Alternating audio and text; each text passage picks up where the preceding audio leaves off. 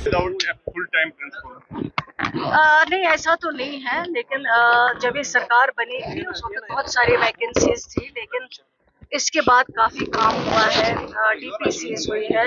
और आपको तो ये सब पता होगा कि 19 के बाद एजुकेशन डिपार्टमेंट में कोई रिक्रूटमेंट नहीं हुई है, और वो वजह है कि कहीं कहीं हमें मुश्किलात का सामना करना पड़ रहा है, क्योंकि रिक्रूटमेंट नहीं होने के बाद जो है वैकेंसीज हो गई हैं, और वैकेंसीज कहीं कहीं के है अभी, लेकिन कुछ हद तक हमने रैशनलाइजेशन पे और ये जो खाली वैकेंसीज हैं, चाहे वो जडीयूज की थी, सीओज की थी, उनको फिलअप किया है। लेकिन अभी एक कंटिन्यूअस प्रोसेस है, रिटायर हो जाता है तो वहां पे फिर से किसी को लगाना है, वो चीजें होंगी। बाकी उसके अलावा हमने इस पे काफी काम किया है। अभी जितने भी खाली वैकेंसीज थी उनको ऑलरेडी जो है वहां पे भेजे गए हैं जडीओ सीओज। अगर कहीं पे रिटायर हुए हैं उन जगहों पे भी जो है उनको भी ऑफिसर्स।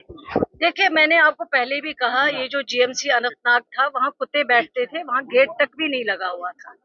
ये जब सरकार बनी, जिस सरकार की क़ियादत उमर अब्दुल्ला साहब कर रहे हैं, गेट हमने लगाया वहां पे मिनिस्टर बनने के बाद।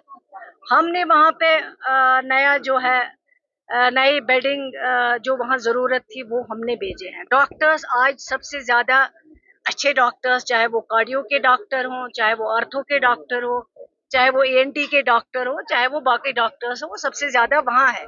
और वहाँ पे 3 नए मॉड्यूलर ओटी हमने इस सरकार के दौरान बनाए। वहाँ पे हमने कैथ लैब लगाई, वहाँ पे एमआरआई लगा, वहाँ पे जो बाकी फैसिलिटीज है वो इस सरकार के दौरान गई। अब कुछ लोगों की कोशिश है कि वो इस काम को जो है, इस छवि को खराब करना चाहते हैं कि सरकार काम कर रही है। लेकिन जानबूझ के आप मुझे बताइए, अगर कोई पेशेंट हॉस्पिटल में आता है, अगर फॉर एग्जांपल उसका इलाज सही से नहीं हो पाता, उसके लिए आए, कंप्लेंट करे ताकि उसकी इंक्वायरी हो। लेकिन मारपीट करना, डॉक्टर्स को मारना, बाकी जो हमारा स्टाफ वहां पे है उनकी पिटाई करना, लेकिन मैंने तो ऑलरेडी कह दिया है कि इसमें पुलिस इन्वेस्टिगेट करे, कौन लोग हैं जो अंदर बैठे हुए हैं जो ये चीज जानबूझकर कर रहे हैं। दुख हमें भी है, अगर किसी की मौत हो जाती है उसका दुख हमें भी है।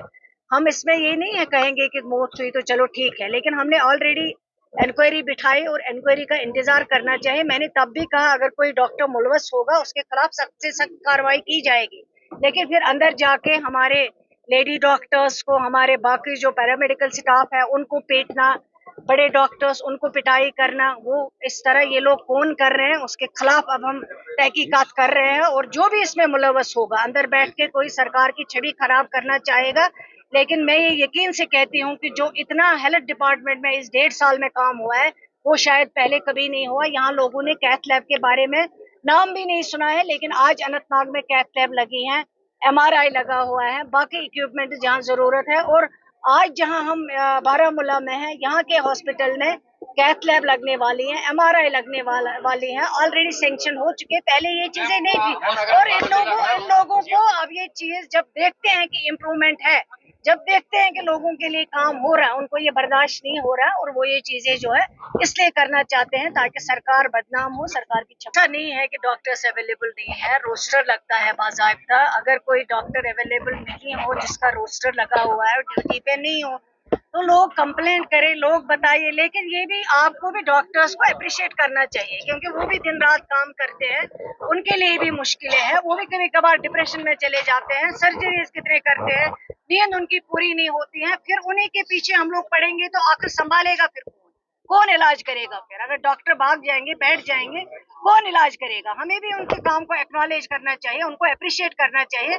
हाँ, अगर कहीं डॉक्टर की गलती है, जहाँ पे गलती हुई, कुछ रिपोर्ट्स हमारे पास आए कि डॉक्टर्स जो है ड्यूटी आवर्स के दौरान प्राइवेट प्रैक्टिस करते हैं, हमने बहुत सारे लोगों को सस्पेंड किया है, उनके खिलाफ कार्रवाई की है, उनके खिलाफ एक्शन किए हैं। लेकिन अब सिर्फ उन्हीं के पीछे पड़ना, कुछ नहीं कर रहे हैं डॉक्टर्स। फिर इतने सारे लोगों का इलाज कैसे होता है, इतने सर्जरीज कैसे होती हैं, इतना ट्रीटमेंट कैसे होता है, वो डिटेल्स भी कभी कभी लोगों के साथ शेयर किया। ये सही बात है, सीओ जो यहाँ पे लगे हुए थे बारामूला में, ये सरकार जो है ट्रांसपेरेंसी से काम करना चाहती है। किसी भी जगह अगर किसी भी ऑफिसर के खिलाफ, खासकर रुश्वत के लिए कोई भी इंफॉर्मेशन आएगी, कोई भी कंप्लेंट आएगी, तो उस ऑफिसर के खिलाफ कार्रवाई होगी, उस ऑफिसर को ऐसे नहीं छोड़ा जाएगा। और कोई रीजन होगा, पहले तो आप कहते हैं काम नहीं हो रहा, फिर जब काम हो रहा है, जब एक्शन हो रहा है, उसमें भी आप खुश नहीं है, फिर आप कहते हैं क्यों हुआ, आखिर आप लोग क्या चाहते हैं वो जरा क्लियर। अब आप सोचेंगे कि पिछले 15 साल 20 साल की जो तबाही है वो आप समझेंगे कि एक दिन में ठीक हो जाएगी, वो पॉसिबल नहीं है। लेकिन इस सरकार के दौरान जब ये सरकार बनी है, जिसकी क़यादत को ऐसा कर रहे हैं, 500 नए डॉक्टर हमने लगाए। जब ये सरकार बनी है उसी सरकार के 2-3 महीने के बाद उनको दूर दराज इलाकों में भेजे ताकि हेल्थ केयर सही हो वहाँ पे। लेकिन अभी भी कमियां हैं, सरकार काम कर रही है। अब जहाँ पे जरूरत होगी वहाँ पे भी डॉक्टर्स भेजे जाएंगे और इलाज में हम ट्रीटमेंट में पेशेंट केयर में हम कोई कॉम्प्रोमाइज नहीं कर सकते। ऑनरेबल एमएलए साहब जो बेग साहब है ये भी अक्सर भेजने की कोशिश करते हैं और हमारी नोटिस में लाते हैं अगर कहीं पे भी डॉक्टर्स की कमी हो, कोई मुश्किल हो, ताकि हम उसको ठीक करें। पहले cath lab MRI honourable MLA साहब ने नोटिस में लाया और चीफ मिनिस्टर साहब ने उसको सैंक्शन किया। और जब ऑन स्पॉट चीफ मिनिस्टर साहब आए बोर्ड मीटिंग में और उन्होंने वहाँ पे कहा कि यहाँ पे नीड है कैथ लैब और MRI की, वो हमने वहाँ पे दिया। जहाँ पे आप सेपरेट करने की बात करते हैं, अभी जो हमारे पास एग्जिस्टिंग है फंक्शनल जो है उनमें भी काफी हमें कमियां है। पहले हमें उन कमियों को पूरा करना है। अगर सेपरेट करेंगे तो वहाँ स्टाफ चाहिए, वो स्टाफ होना चाहिए अवेलेबल। ये ना हो कि सिर्फ पुराने जैसे पहले पॉलिटिक्स की गई है, बिल्डिंगें खड़ी की गई, उनका रिबन काटा गया, उनके अंदर स्टाफ ही नहीं है, तो वो किस चीज का हॉस्पिटल है जहाँ आपको इक्विपमेंट ना हो, जहाँ आपको डॉक्टर नहीं हो, उस हॉस्पिटल स्ट्रक्चर का क्या करना है। बच्चों का भविष्य सिर्फ किताबों से नहीं बल्कि सही माहौल, सही मार्गदर्शन और सही शिक्षा से बनता है। MV international school affiliated to CBSE nursery से 12वीं तक, जहां पढ़ाई सिर्फ बोझ नहीं बल्कि एक आनंद है।